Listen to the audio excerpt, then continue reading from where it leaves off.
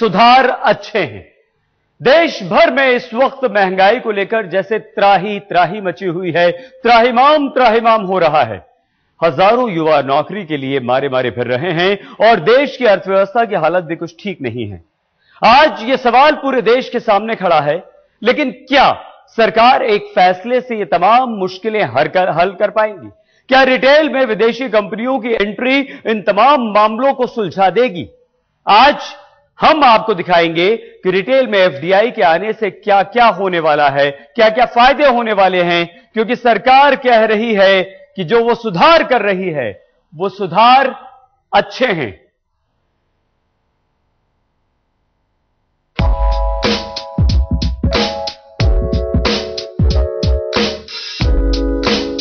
अब महंगाई नहीं बढ़ेगी,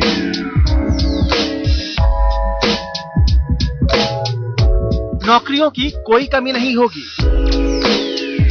अब जेब बिल्कुल नहीं कटेगी,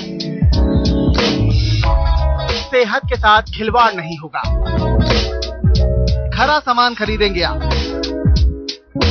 किसानों की फसलें बर्बाद नहीं होंगी। लेकिन कैसे होगा ये सब? क्या एफडीआई है हर मर्द की दवा?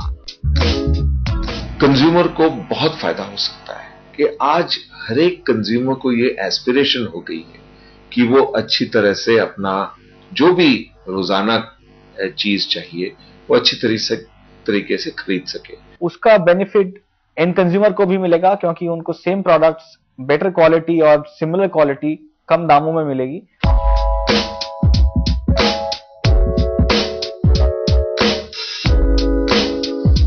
हिंदुस्तान की अर्थव्यवस्था को चमकाने के लिए सरकार ने विदेशियों को भारत में खुला कारोबार करने का न्योता दे दिया है।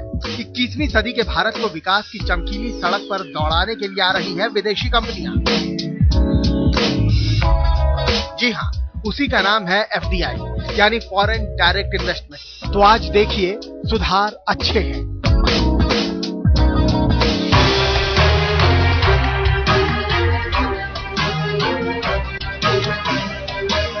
हिंदुस्तान में इस वक्त आम जनता हैरान है, परेशान है। महंगाई ने उसकी कमर तोड़ रखी है। कभी पेट्रोल के दामों में बढ़ोतरी, तो कभी डीजल के दाम आसमान पर। गैस सिलेंडर भी लोगों को रुला रहा है। बात अर्थव्यवस्था की करें तो कभी सेंसेक्स दम तोड़ता है, तो कभी रुपया डॉलर के सामने कमजोर नजर आता है।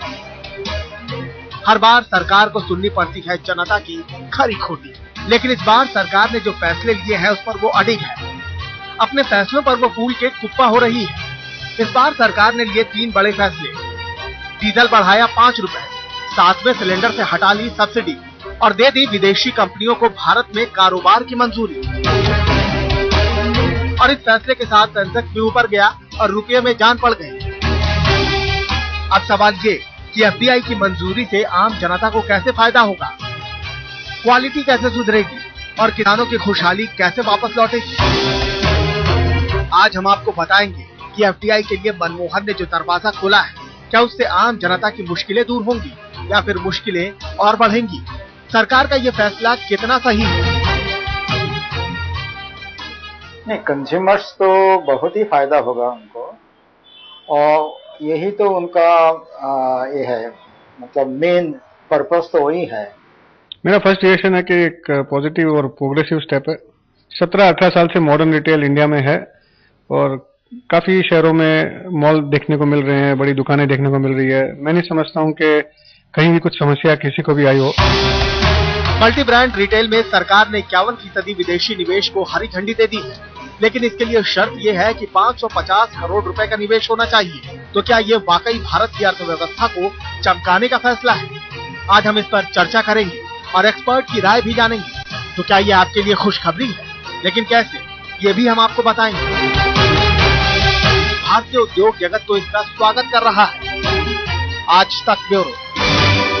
अब सवाल यह है कि ये जो फायदे हो रहे हैं, एफडीआई से फायदे कैसे होंगे और ये आम लोगों के लिए खुशखबरी क्या है?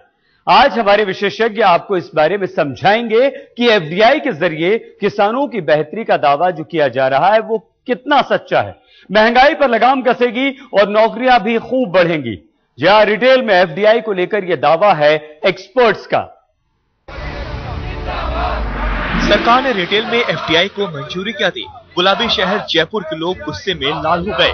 तस्वीरें बता रही हैं कि जहां एफडीआई पर सरकार अपनी पीठ थपथपा रही है, वहीं बरसों से अपने तरीके से धंधा चलाते आ रहे व्यापारी नाराज हैं। यहाँ की जो ट्रेडिशनल लोग जो बरसों से हजारों पीढ़ियों से बाद अपना धंधा करते आ रहे हैं और सिर्फ 2% के कमीशन पे धंधा करते आ रहे हैं, वो इनकी बैलेंस शीट देखें तो 25% और 50% के हिसाब से ये प्रॉफिट कमाते हैं।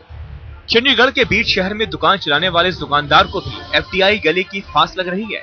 दलील ये कि वो बेचारे सिर्फ छोटी चीजों को ही बेचने वाले रह जाएंगे और बड़ा माल बड़ी कंपनियां कमाएंगी।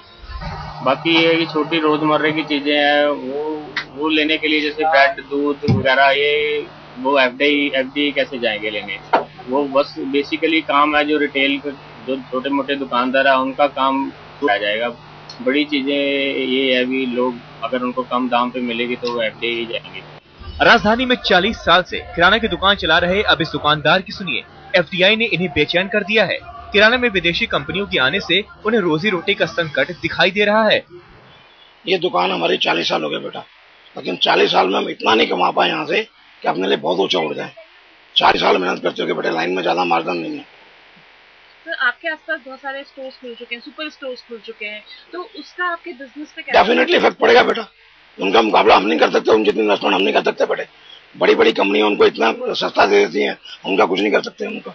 और अब एफडीआई की बात की जा रही है, वॉलमार्ट जैसे लोग यहाँ पर आएंगे, हमें वो नुकसान होगा। हमारा जो कंज्यूमर है, हमारा जो छोटा तबका है, वो नुकसान में जाएगा बेटा, वो खराब होगा बेटा।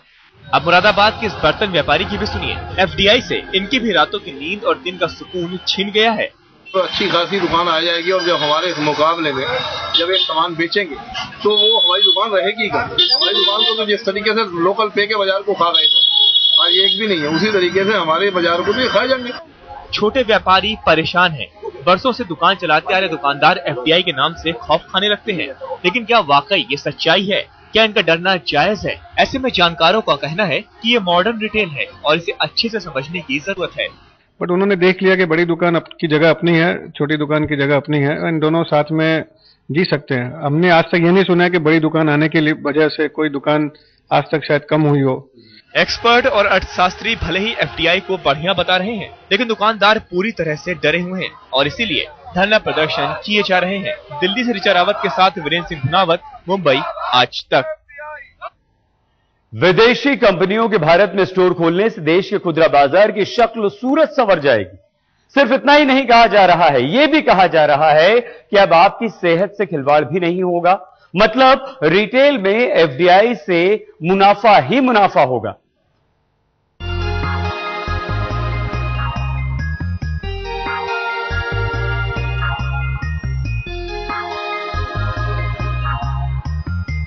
एफडीआई से देश की अर्थव्यवस्था को जितना फायदा है, उतना ही फायदा उपभोक्ताओं को भी है। सामान सस्ता होने के साथ साथ उपभोक्ताओं को सर्वोत्तम क्वालिटी का सामान भी मिलेगा, और वो भी एक ही छत के नीचे।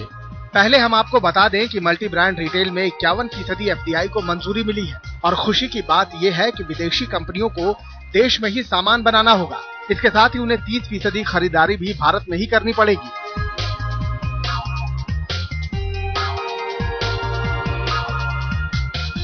इसमें कोई शक नहीं कि विदेशी कंपनियों के आने से देश के खुदरा बाजार की सूरत बदल जाएगी। यहाँ पर भी होलसेल मार्केट कॉफूर ने खोला हुआ है। सीलमपुर का इलाका है ये दिल्ली का। हम यहाँ पर जानते हैं, यहाँ पर हमारे सामने एक रिटेलर है। आप बताइए कहाँ पर आपकी दुकान है, क्या नाम है आपका और कब से यहाँ माल ले रहे हैं? मेरी दुकान बुलंद मस्जिद शास्त्री पार्क के अंदर है। जब से ये हॉल खुला है, जब से हम यहीं से सामान ले रहे हैं। जानकारों का मानना है कि एफडीआई को समझने की जरूरत है। सर्विस जो उसको चाहिए वो उसको किराने वाले से मिलेगी, तो वो किराने वाले को छोड़ेगा नहीं, इसलिए किराने वाले को कोई नुकसान होने की ज्यादा गुंजाइश नहीं है। ऑर्गेनाइज रिटेल और किराने वाले दोनों साथ साथ ग्रोथ और अवेलेबिलिटी और एस्पिरेशनल कंजम्पशन को दिलासा दे सकते हैं, दोनों साथ में। एफडीआई के आने से ग्राहकों के पास ज्यादा विकल्प भी होंगे। साथ ही जब विदेशी कंपनियां सप्लाई चेन को सुधारेंगी तो खाने पीने की चीजें खराब भी नहीं होंगी और चीजें महंगी होने का डर नहीं होगा। इनके यहाँ आने से काफी कुछ आज जो हमारे सप्लाई चेन में वेस्टेजेस होती हैं वो सेव हो जाएंगी, एंड उसका बेनिफिट एंड कंज्यूमर को भी मिलेगा, क्योंकि उनको सेम प्रोडक्ट्स बेटर क्वालिटी और सिमिलर क्वालिटी कम दामों में मिलेगी। चीन और इंडोनेशिया जैसे देशों में रिटेल में एफडीआई का फायदा ये हुआ है कि यहाँ की फूड प्रोसेसिंग की तकनीक में काफी इजाफा हुआ है।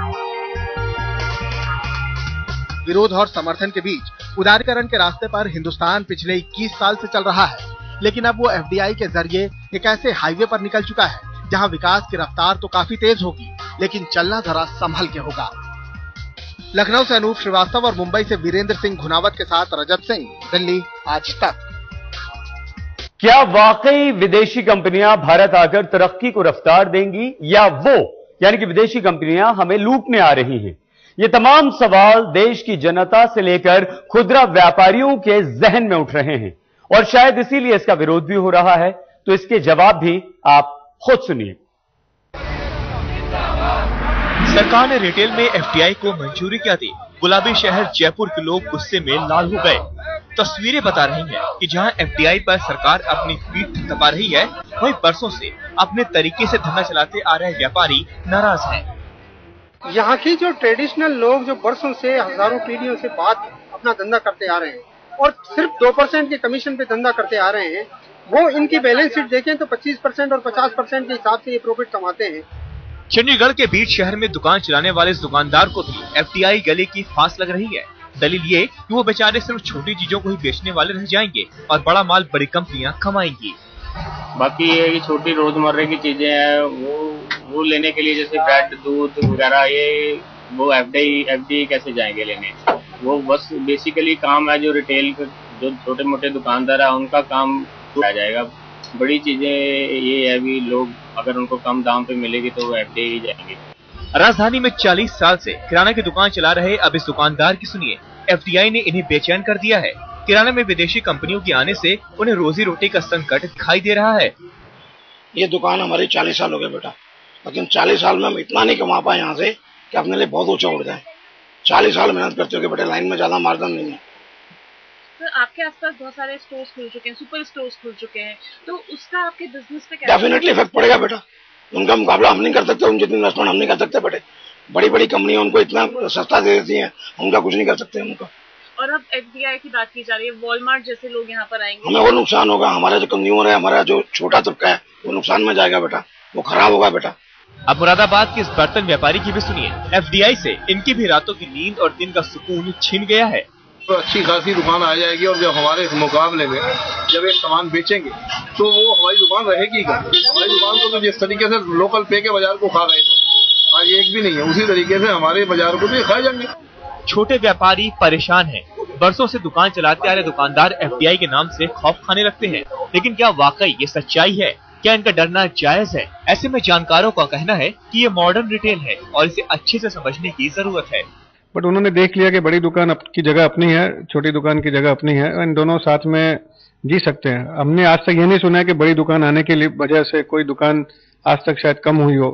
एक्सपर्ट और अर्थशास्त्री भले ही एफडीआई को बढ़िया बता रहे हैं, लेकिन दुकानदार पूरी तरह से डरे हुए हैं और इसीलिए धरना प्रदर्शन किए जा रहे हैं। दिल्ली से ऋचा रावत के साथ वीरेंद्र सिंह घुनावत, मुंबई आज तक। सरकार विदेशी कंपनियों को बुलाकर तरक्की का जो सपना देख रही है, उसकी बानगी हमारे देश में पहले से ही दिखाई भी दे रही है। आपकी और हमारी जिंदगी की कई चीजें आज भी उन दुकानों से आती हैं जो देसी विदेशी कंपनियों के गठजोड़ से बनी हैं। क्या आपको पता है कि आपकी थाली में पड़े भोजन का असली कारोबार कितना बड़ा है? क्या आपको पता है कि जिस रोटी और दाल को आप रोज स्वाद के साथ खटक रहे हैं, उसमें काफी कुछ उसी विदेशी बाबू की दुकान से आ रहा है जिसे सरकार ने अभी अभी सिर माथे पर बिठाकर यहां आने का न्योता दिया है। कई देशों के बजट से भी बड़ा है खुदरा कारोबार। दुनिया भर में 500 अरब डॉलर का है ये कारोबार। जिस रिटेल का दरवाजा हिंदुस्तान में बड़े शान के साथ खोला गया है, उसका कारोबार करीब 500 अरब डॉलर तक पहुंचता है। रुपए में इसे बदल कर देखें तो ये रकम 28 लाख करोड़ रुपए तक जाती है। देश में पेंटालून रिटेल सबसे बड़े मल्टी ब्रांड व्यापारियों में से एक है। बिग बाजार के नाम से चलने वाली दुकानों के साथ ये कंपनी संगठित बाजार में फिलहाल सबसे ऊपर है, जिसकी देश भर में 500 से ज्यादा दुकानें हैं। दूसरा सबसे बड़ा समूह है रिलायंस रिटेल, इसके भारत में करीब 1000 स्टोर हैं। इसी तरह shoppers stop, crossword, hyper city नाम की दुकानों से आप पहले से ही वाकिफ हैं। आलम यह है कि टाटा बिरला समूह से लेकर आरपीजी, भारती, महिंद्रा और सहारा तक भारत के सभी बड़े औद्योगिक समूह रिटेल के क्षेत्र में भरपूर दिलचस्पी ले रहे हैं। भारतीय समूह अमेरिका के वॉलमार्ट की मदद से दुकान चला रही है, तो टाटा समूह ब्रिटेन के टेस्को की मदद से, जर्मनी की रिटेल कंपनी मेट्रो एजी भी भारत में दुकानें चलाती है। ऐसे ही फ्रांस की कंपनी कारपोर भी 2 थोक दुकानें चला रही है। हालांकि देश में तमाम निजी क्षेत्र की कंपनियां मल्टी ब्रांड के इस कारोबार में पैठ बना भी चुकी हैं, लेकिन अभी भी 90% कारोबार छोटे व्यापारियों के हाथों में ही है। आज तक ब्यूरो।